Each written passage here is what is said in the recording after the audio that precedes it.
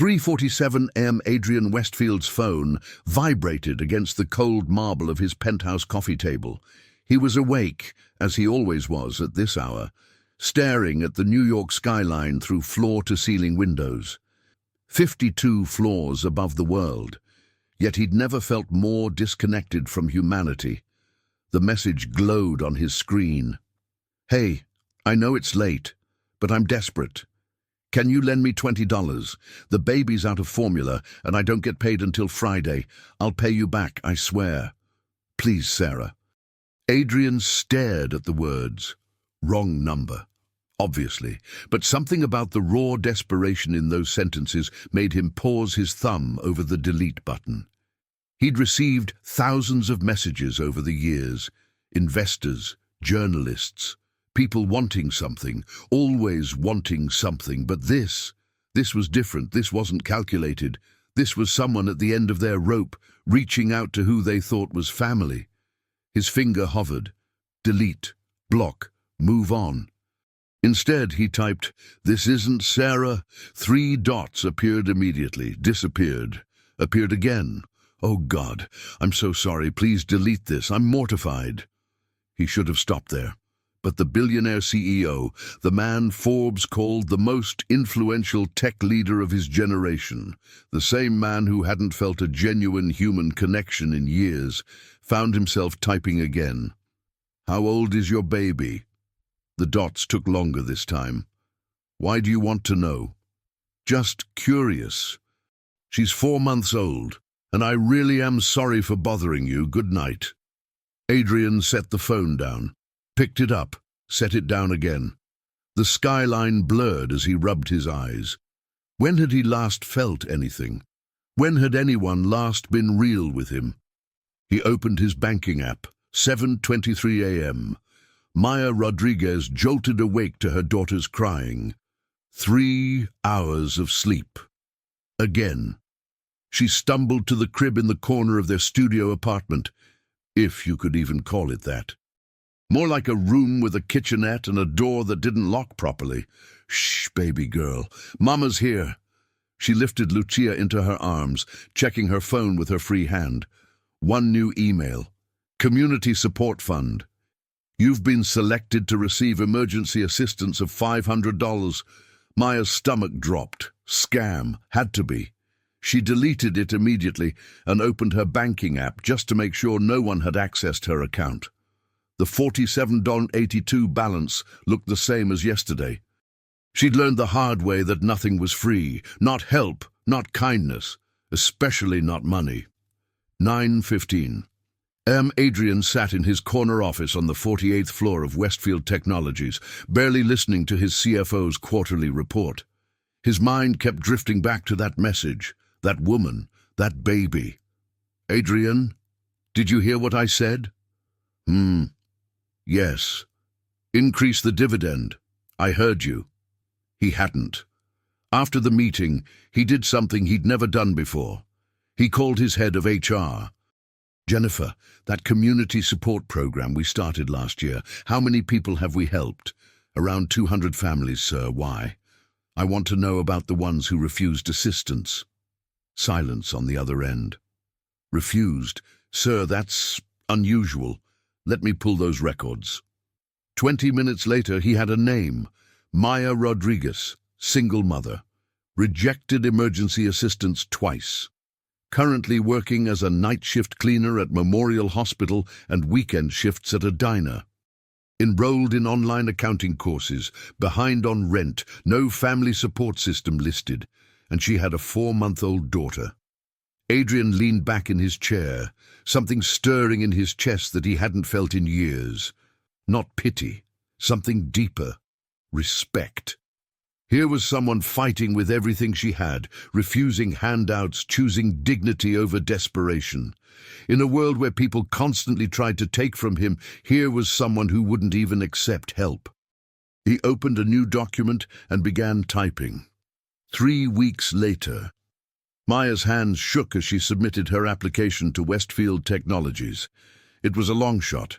A woman with an incomplete degree and a resume full of survival jobs didn't usually get hired at billion-dollar companies. but their new community development program included on-site childcare. That alone was worth the rejection she was certain would come. She'd done her research. Adrian Westfield, 36, self-made billionaire. Started coding at 12, had his first successful app at 16, built an empire by 25. The articles called him brilliant, ruthless, visionary.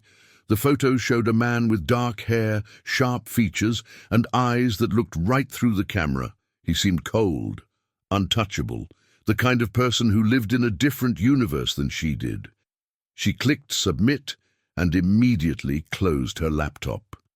Hope was dangerous. She'd learned that too. Adrian read her resume for the 5th time. On paper, Maya Rodriguez shouldn't have made it past the first screening, but something Jennifer said stuck with him. Her cover letter was the most passionate thing I've read in 10 years. She doesn't just want a job, she wants to change things. He'd changed the rules, just this once. He wanted to meet her. Now she sat across from him in a small conference room. He'd specifically chosen the intimate space instead of his intimidating office, and he was struck by how different she looked from what he'd imagined. Tired, yes. Dark circles under brown eyes that had probably seen too much, but there was steel there, determination carved into the set of her jaw. "Ms. Rodriguez, your experience doesn't match the typical profile for this position." She met his eyes without flinching. "You're right. It doesn't, but I've managed chaos on $8 an hour while keeping an infant alive and pursuing an education. If I can do that, I can manage a community project with actual resources." Adrian felt the corner of his mouth twitch, almost a smile. "Fair point. I'm not asking for charity, Mr. Westfield. I'm asking for a chance to prove what I can do when I'm not running on 3 hours of sleep and a prayer." There it was again, that raw honesty. No performance, no calculation, just truth. "The position is yours." She blinked. "Just like that?" "Just like that. You start Monday. The daycare opens at 6 a.m. For the first time since she'd walked in, her armor cracked, her eyes welled up, and she looked away quickly, trying to compose herself. "Thank you. You won't regret this." "I know I won't." As she left, Adrian watched her walk toward the elevator, shoulders a little straighter than when she'd arrived. He didn't know her yet. Not really. But he recognized something in her that he'd lost in himself years ago, the will to keep building when everything was broken. Maya threw herself into the community development project with the intensity of someone who'd been given a lifeline and refused to let go. The initiative aimed to create support systems for low-income families, job training, financial literacy, childcare assistance. It was everything she'd needed and never had. Adrian watched from a distance. He told himself it was normal oversight, executive interest in a new program, but the truth was simpler and more complicated. He was fascinated by her. She worked with a fierce efficiency, arriving early, staying late when she could, maximizing every minute of her daughter's daycare hours.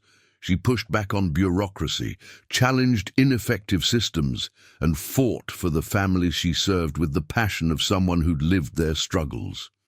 In meetings, she was the only person who disagreed with him. "With respect, Mr. Westfield, that policy sounds great on paper, but it's completely impractical for people who work night shifts," she'd said during their 3rd week, not backing down when the room fell silent. Adrian leaned forward. "Explain." And she did, brilliantly, specifically, with the kind of real-world insight that no consultant could provide. He changed the policy. Their dynamic became the talk of the office. The untouchable CEO who listened to the new hire, the single mom who wasn't afraid to challenge a billionaire, but between them something else was growing, something neither wanted to name. 2 months in. "You actually read Rawls?" Adrian asked, genuinely surprised. They were staying late to finalize a proposal, the office empty except for security. Maya looked up from her laptop. "A theory of justice? Yeah, why?" Most people with graduate degrees haven't tackled that. You're reading it while working too. Wait, you're not still working the night shift, are you? She hesitated. Just weekends. The hospital needs weekend coverage and the pay is good. Maya, he used her first name without thinking. You're working 60-hour weeks between here and there, taking care of Lucia and studying philosophy. Political philosophy. There's a difference. She smiled slightly. And yes, sleep is overrated. That's not sustainable. Neither is poverty, but I managed that for years. The edge in her voice was sharp enough to cut. Then she softened. Sorry, I can't depend on anything being permanent. This job, this opportunity, I need backup plans for my backup plans. Adrian understood that, more than she knew. His wealth was supposed to be security, but it had only built higher walls. What if I told you this job is permanent, that you've already proven yourself? She met his eyes, and something passed between them. A moment of recognition. Two people who'd learned not to trust easy promises. Then I'd say you're a better man than most I've met, Mr. Westfield. Adrian, please. Adrian, she repeated, and the sound of his name in her voice did something strange to his heart. It happened on a Friday afternoon. Maya was filing paperwork when she noticed a discrepancy in the funding allocation for the Emergency Assistance Program. As someone who'd audited every dollar of her own life, she had an eye for details. She pulled the reports, cross-referenced accounts, followed the digital trail, and found her name. Emergency Rent Assistance, 1200, dated 3 months ago. Approved by A. Westfield. Community support payment, $500. Rejected by recipient. Reissued by A. Westfield. Formula and supplies delivery, $347. Source, private account, A. Westfield. Daycare subsidy enhancement, approved specifically for employee ID 4782. Her ID. Her hands started shaking, then her whole body. The room tilted. He'd been helping her, manipulating her situation, playing puppet master with her life while she thought she was finally standing on her own. She grabbed the reports and stormed to his office. Adrian was on a call when his door flew open. Maya stood there, papers clutched in her fist, face flushed with anger and something that looked like betrayal. He ended the call immediately. Maya, don't! She threw the papers on his desk. Were you ever going to tell me? He'd known this moment would come, had dreaded it. I can explain. Explain what? That you've been paying my bills, that everything I thought I earned was actually your charity, that I'm just another project for you to feel good about. It wasn't like that. Then what was it like, Adrian? Her voice cracked. Because from where I'm standing, you saw a desperate woman and decided to play God. Did it make you feel powerful? Did you enjoy watching me be grateful for opportunities you manufactured? You earned this position. He stood, desperate to make her understand. I didn't create your skills, your passion, your intelligence, but you created the circumstances. You paid my rent so I wouldn't be evicted. You made sure I got into that daycare. You've been pulling strings behind my back while I thought I was finally taking control of my life. Tears were streaming down her face now. Do you have any idea what you've taken from me? I was trying to help. I didn't ask for your help. I've been fighting my whole life to not need anyone's help, to stand on my own, to prove that I'm more than my circumstances. And you, she choked on the words, you took that away. You made me dependent without me even knowing it. Adrian felt something breaking in his chest. I'm sorry. I saw you struggling and I couldn't do nothing. You should have respected my choice to struggle. She wiped her eyes roughly. That was mine, my fight, my victory when I made it through. But now I'll never know if I actually made it or if you just let me think I did. The silence between them was devastating. I resign, she whispered. Effective immediately. Maya, please, was any of it real? She looked at him with eyes that cut straight through. The respect you showed for my ideas, the way you listened to me. Or was I just your charity case that you dressed up as a colleague? It was all real, he said, and his voice was raw with emotion he'd kept buried for years. Every conversation, every debate, every moment I looked forward to seeing you walk through that door. That was real. She shook her head. I don't know what's real anymore. She turned to leave. Maya, he said her name like a prayer. You're right, I took something from you. I took your agency, your choice, your fight. And I'm sorry. I'm sorrier than I've ever been about anything in my life. But don't take away what we built together. The program, the families we've helped, that's real. That's yours. She paused at the door. Goodbye, Adrian. And she was gone. Adrian had built an empire on logic, strategy, and calculation. But he had no strategy for this. No calculation that could fix what he'd broken. For the first time in 15 years, he left work early, went home, sat in his penthouse, and stared at the city below. His phone buzzed, a message from an unknown number. This is Maya. I'm returning the phone that was provided with the job. I'll mail it Monday, don't contact me. He typed and deleted a dozen responses. Finally settled on, I understand, I'm sorry. 3 dots appeared, then disappeared. No response came. Adrian had lost things before, deals, partnerships, investments, but he'd never lost something that mattered, not like this. Maya held Lucia against her chest, rocking slowly in the dark studio apartment. She'd gone to pick up her daughter after the confrontation, and the daycare worker had smiled warmly, commenting how lucky Lucia was to have a mum who'd gotten into such a great company program. Lucky. The word tasted like ash. She'd called her old supervisor at the hospital. Got her weekend shifts back, called the diner. They needed someone for Tuesday nights. She'd make it work. She always did. But as she held her daughter and let herself cry for the first time since her ex had left, she felt something unexpected alongside the anger and betrayal. Loss. She'd lost something she didn't know she had.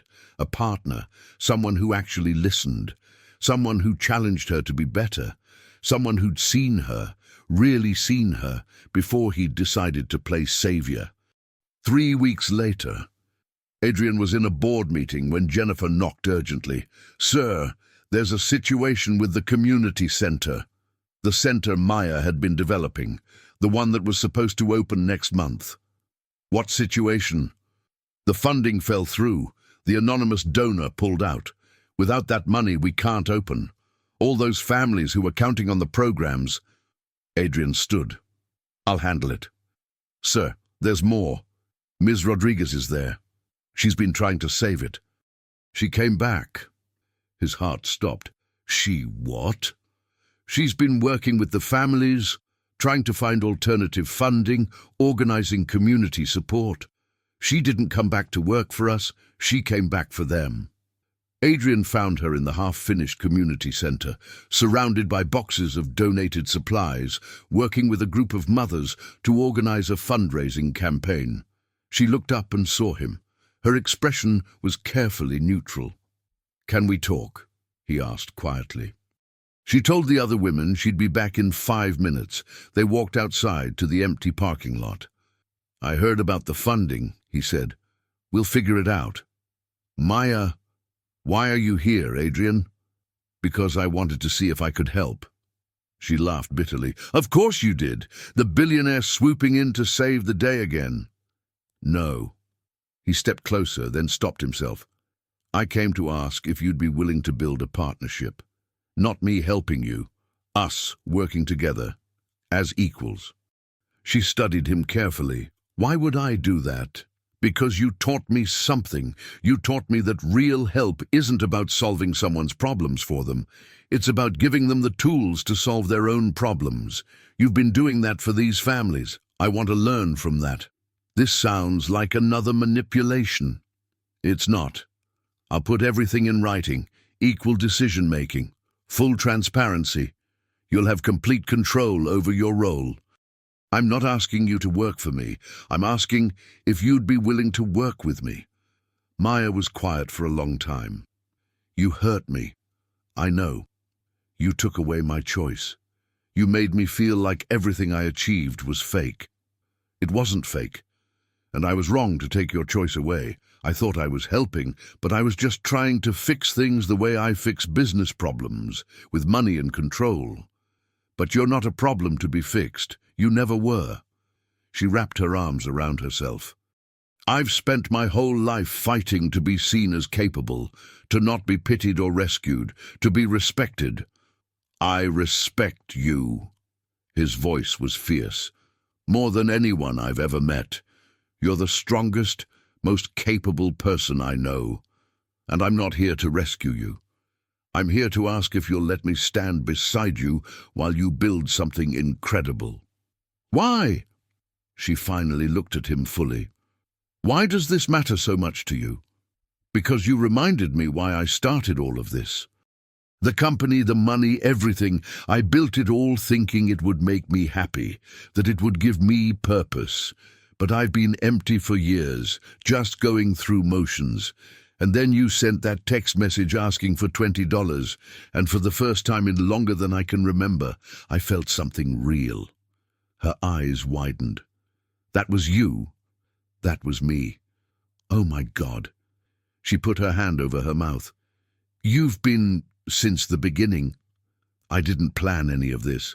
I just wanted to help.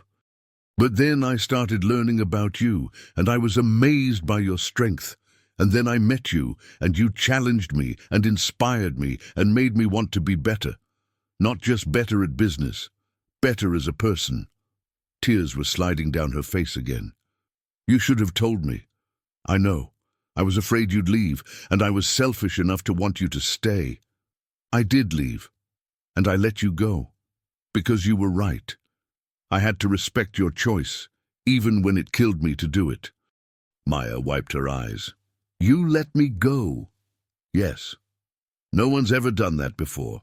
Everyone in my life has always tried to control me, fix me, change me, but you actually listened when I said no. That's what you deserved." She looked at the community center, then back at him. "If we do this, and I'm not saying we will, but if we do this, I need you to understand something. I'm not doing this for you. I'm not even doing this for us. I'm doing this for those families in there who need what we can build. I understand, and I make the decisions about the programs. Equal partnership means equal voices. Absolutely. And we do this right, proper foundation, legal documents, nothing under the table, everything transparent. Whatever you need." She was quiet again, thinking, processing. Finally, "You didn't save me, Adrian." His heart sank. "I know, and let me finish." She stepped closer. "You didn't save me, but you helped me save myself. And maybe that's what I needed, not a rescue, but a partner who believed I could do the rescuing." Hope flickered in his chest. "Does that mean—" "It means we can try, as partners, building something that actually helps people the right way." She paused. "And maybe, if you prove that you actually learned something, we can figure out the rest." "The rest?" "Whatever this is between us. This thing we've both been pretending isn't happening." Adrian felt something he hadn't felt in years. Not just hope, joy. "I'd like that. Don't smile yet. You're going to have to work for it. I don't trust easily anymore. I'll earn it, however long it takes." She offered her hand. "Partners?" He took it. Partners. The foundation they built wasn't created in boardrooms. It was created in conversations with single mothers in laundromats, with fathers working 3 jobs, with families one emergency away from catastrophe. Maya insisted they understand every perspective before designing a single program. Adrian discovered that his years of market analysis had taught him nothing about actual human needs. "Your app can't require a smartphone," Maya told him during one late-night planning session. 30% of the families we're serving don't have one. Then how do they access services? That's what we need to figure out. This is about meeting people where they are, not where it's convenient for us. He learned. He listened. He unlearned a decade of assumptions about poverty and started seeing the systems that trapped people in it. And somewhere in those late nights, in those passionate debates about policy and purpose, something else grew. 3 months later, the community center opened to a crowd of 200 people, families who'd helped build it, mothers who'd organized fundraisers, children who'd finally have a safe place to go after school. Maya stood at the podium, holding Lucia on her hip. This center exists because of all of you, because you refused to give up on your community, because you proved that real change doesn't come from the top down. It comes from all of us working together. The crowd erupted in applause. Adrian watched from the side, his heart full. After the ceremony, they walked through the center together. The daycare facility, the job training lab, the financial literacy classroom, the community kitchen. "We did it," Maya said softly. "You did it. I just helped." She smiled. "We did it together. There's a difference." They stopped in front of a plaque by the entrance. The Lucia Rodriguez Community Center, where every family matters. "You named it after her?" Adrian said, emotion thick in his throat. "After what she taught me, that even when everything seems impossible, you keep fighting, you keep building, you keep hoping." Maya looked up at him. "She wasn't the only one who taught me that." "Maya, I was so angry at you, for months, but somewhere in all of this I realized something. You didn't take away my fight, you just shared the weight of it. And maybe that's what I needed. Not someone to carry me, but someone willing to carry things with me."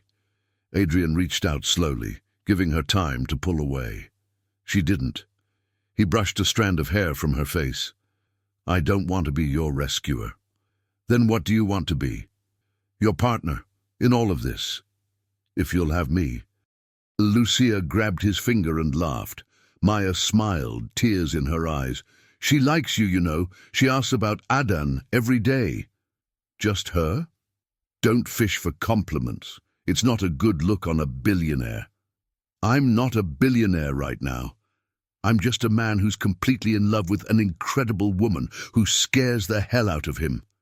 Maya's breath caught. "Adrian, I'm not asking for anything. I just wanted you to know.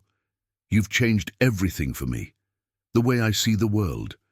The way I see myself. The way I understand what actually matters." She set Lucia down in the nearby play area, where another parent was watching the children. Then she turned back to him. "I spent so long thinking love was weakness, that needing someone meant I wasn't strong enough on my own, but you've shown me that real strength is knowing when to stand together. So what do we do now?" "Now?" She stepped closer. "Now we keep building, the foundation, the programs, us." She reached up and touched his face. "We take it slow, we do it right. We prove that two broken people can build something beautiful. I can work with that." She kissed him, soft, gentle, full of promise and possibility. When they pulled apart, she was smiling. "Welcome to the hardest work of your life, Mr. Westfield. I wouldn't have it any other way, Ms. Rodriguez." 1 year later, the Lucia Rodriguez Foundation had expanded to 5 cities. They'd helped 700 families, created 3 community centers, changed countless lives.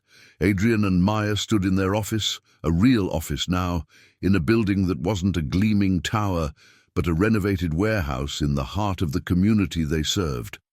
The walls were covered with photos of families they'd helped, children who were thriving, parents who'd found stability. "The mayor wants to talk about expanding the model statewide," Adrian said, looking at his laptop. "We'd need to hire 10 more coordinators." "Can we afford that?" "I think so, but I want to run the numbers with you first." "Look at you, not just throwing money at problems anymore." He pulled her close. "I had a good teacher." Maya laughed. "I think we taught each other." Lucia toddled over, almost 18 months old now, clutching a drawing. "Mama! Adan, look!" It was a picture of 3 stick figures holding hands. Family. Adrian picked her up and she wrapped her small arms around his neck. In that moment, he understood what he'd been searching for all those years. Not success, not wealth, not power, purpose, connection, love. Maya leaned against him, and they stood there, a family built not by blood, but by choice, not by circumstance, but by commitment. "Do you ever think about that text message?" Maya asked softly. "The one that started all of this?" "Every day. Do you ever wonder what would have happened if you'd just deleted it?" Adrian looked at her, at Lucia, at the photos on the walls of all the lives they'd touched together. "I don't wonder. I'm just grateful I didn't." "Me too."